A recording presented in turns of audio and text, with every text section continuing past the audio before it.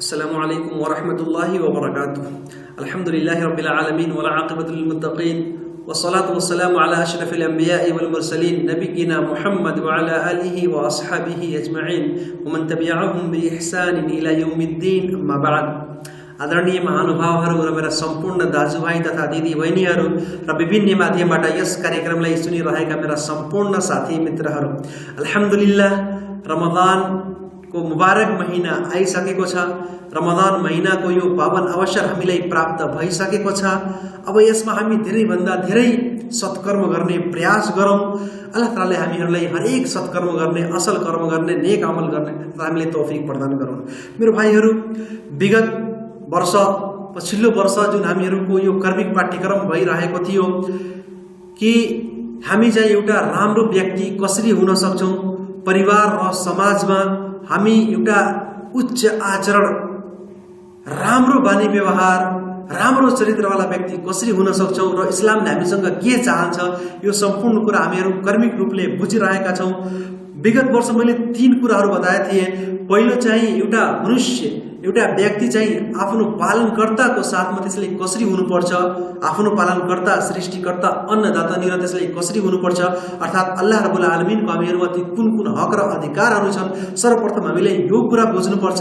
फेरि त्यसपछि अब हाम्रो आत्मा, हाम्रो इन्द्रिय, हाम्रो शरीरको हामीहरूमाथि कुन कुन हक र अधिकार छौँ, यो पनि कुरा हामीहरूले बुझिसकेका छौँ। अनि त्यसपछि तेस्रो चाहिँ अब हाम्रो माता पिता, हाम्रो वालिदैन, हाम्रो बुवा आमाको हामीहरूमाथि कुन कुन हक र अधिकारहरू छन्, यो पनि कुरा हामीले बुझिसकेका छौँ आफ्नो विगत पाठहरूमा।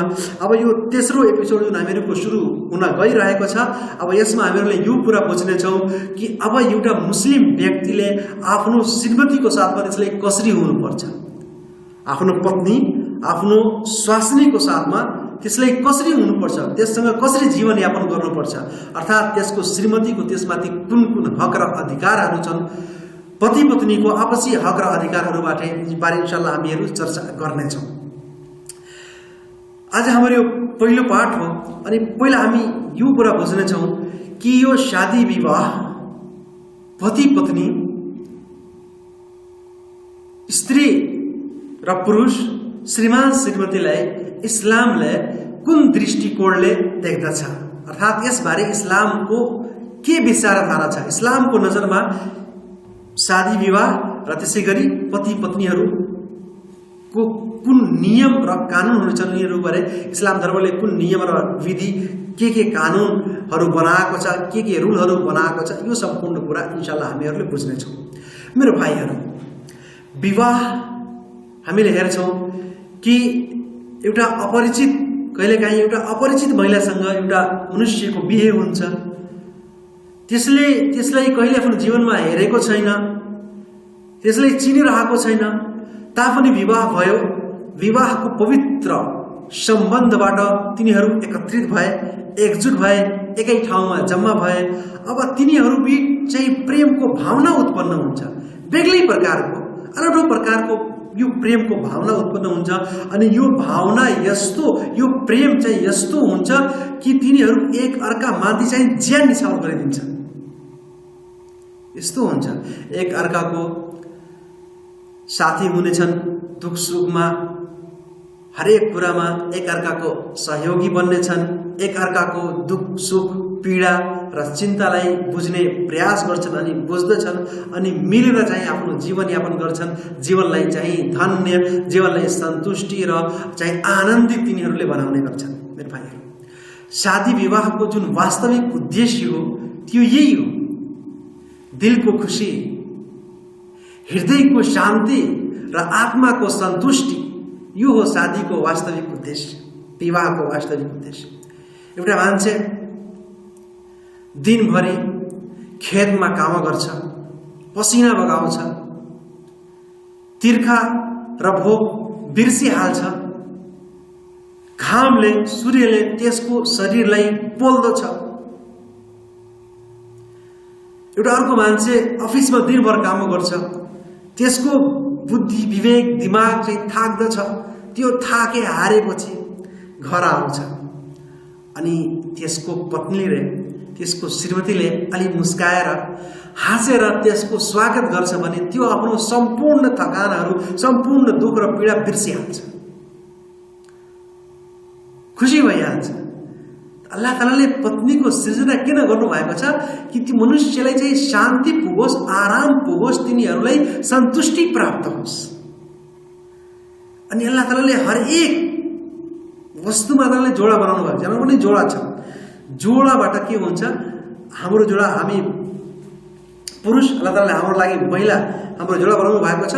अनि यसबाट के हुन्छ, जब दुवैजना मैले बताएँ कि पवित्र रिश्ताबाट एकत्रित हुन्छन् भने अब तिनीहरू एकअर्कासँग माया गाँच्ने गर्छन्, मायाको मुहाना फुट्छ। फेरि त्यसपछि दया र सहानुभूतिको चाहिँ यो सागर बग्दछ। अनि फेरि त्यसपछि यो पवित्र सम्बन्ध हो। यसबाट के हुन्छ, राम्रो राम्रो सन्तानहरूको जन्म हुन्छ, बच्चाहरूले जन्म लिन्छन्। फेरि अगाडि तिनीहरू चाहिँ आफ्नो बुवा आमाको नामलाई रोशन गर्छन्। अनि समाजमा, गाउँमा, देशमा उनीहरूले चाहिँ एउटा राम्रो वातावरण बनाउने गर्छन्। यो प्राकृतिक रूपले यस्तो हुन्छ। यसको विपरीत जुन मनुष्यहरू लुकीछिपी नराम्रो तरिकाले व्यभिचार, दुराचार गर्छन्, नराम्रो सम्बन्ध कायम गर्छन्, यदि त्यसबाट बच्चाहरूको जन्म भयो वा यो नराम्रो कुराहरू तिनीहरू बीच जन्म लियो, यस्तो हुन्छ कहिलेकाहीँ नराम्रो सम्बन्ध कायम गर्छन् भने तिनीहरूको सम्पूर्ण कुराहरू चाहिँ नराम्रो र अपवित्र भइहाल्छ। अब त्यसबाट यदि कुनै बच्चाको जन्म भयो भने त्यो कस्तो हुन्छ, त्यो उपद्रव गर्छ, अनर्गल कुराहरूको सृजना र सृष्टि हुन्छ। अनि वातावरण र समाज एकदमै बिग्रिहाल्छ, दंगा फसाद, लडाई झगडा हुन्छ। त्यसैले इस्लाम धर्मले अल्हम्दुलिल्लाह हामीले सम्पूर्ण धर्ममा पाउने गर्छौँ कि यो शादीको परम्परा, विवाहको परम्परा जुन राखिएको छ, यसबाट के हुन्छ, पवित्र सन्तान, पवित्र बच्चाहरूको जन्म हुन्छ र यो चाहिँ अगाडि बढेर यो राम्रो पिढी हुन्छ, मानव रचनाको राम्रो विकास हुन्छ। यसबाट चाहिँ वातावरण चाहिँ राम्रो बन्ने गर्छ। अल्लाह तालाले यसलाई आफ्नो आयात, आफ्नो निशानी बताउनु भएको छ। अल्लाह तालाले यस पवित्र सम्बन्धलाई आफ्नो चमत्कार बताउनु भएको छ। अल्लाह तालाले के भन्नु भएको छ, वमिन आयातिही अन खलक़ लकुम मिन अनफुसिकुम अज़वाजन लितस्कुनु इलैहा वजअल बैनकुम मवद्दतन व रहमा। यो अल्लाहको निशानीहरू मध्ये हो कि अल्लाह तालाले तिमीहरूको सहजातिबाट, तिमीहरूकै सहजाति, तिमीहरूकै जिन्सबाट अल्लाह तालाले तिम्रो श्रीमतीलाई, तिम्रो जोडा, तिम्रो स्वास्नीलाई पैदा गर्नुभयो, सृष्टि गर्नुभयो। लितस्कुनु इलैहा, ताकि तिमी उनीहरूसँग सन्तुष्टि प्राप्त गर, आराम प्राप्त गर।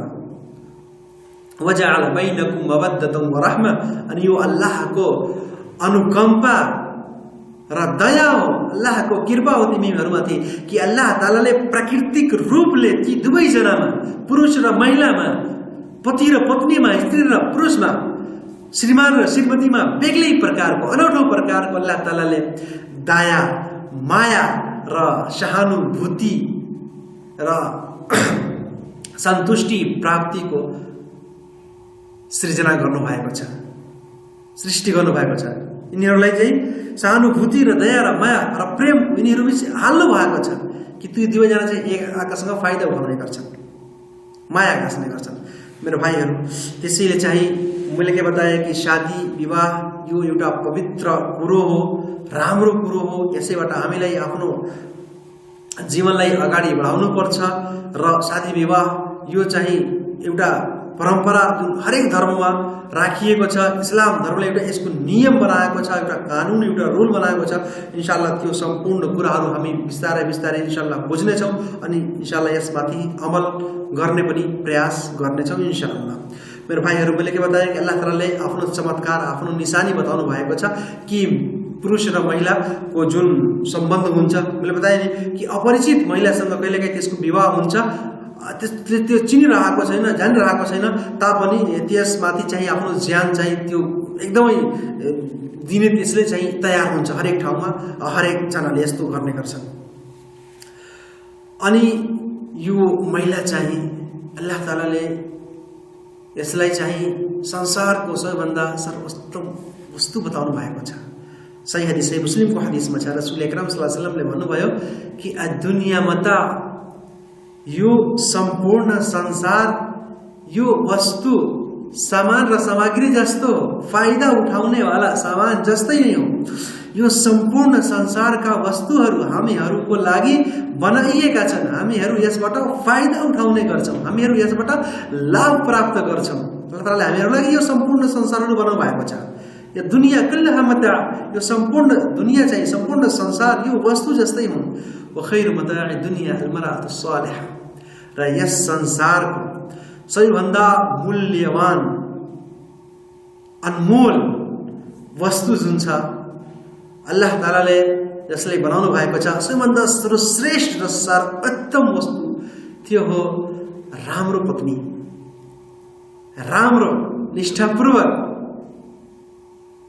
पत्नी र श्रीमती। एउटा राम्रो पत्नी, सदाचारी पत्नी यदि हामीलाई प्राप्त भयो भने हामी यस संसारको सबैभन्दा भाग्यमान हामी पुरुष हौँ। यो तपाईँ बुझ्नुहोस्। किनभने यदि राम्रो पत्नी हामीलाई प्राप्त भयो, राम्रो श्रीमती, एउटा राम्रो स्वास्नी हामीलाई प्राप्त भयो भने हाम्रो जीवन एकदमै धन्य भइहाल्छ। रसूल अकरम सल्लल्लाहु अलैहि वसल्लम के भन्नुभयो कि यो सम्पूर्ण संसार एउटा वस्तु जस्तै, सामान जस्तै हो, अनि यस संसारको सबैभन्दा मूल्यवान, अमूल्य र अनमोल वस्तु जुन हो, सर्वश्रेष्ठ र सर्वोत्तम वस्तु त्यो हो राम्रो बिवी, राम्रो पत्नी, राम्रो श्रीमती। त्यसैले मेरो भाइहरू, सर्वप्रथम हामीलाई चाहिँ हामी आफ्नो जुन हाम्रो छोरी छोराहरू छन् तिनीहरूलाई हामीले राम्रो बनाउने प्रयास गर्नुपर्छ।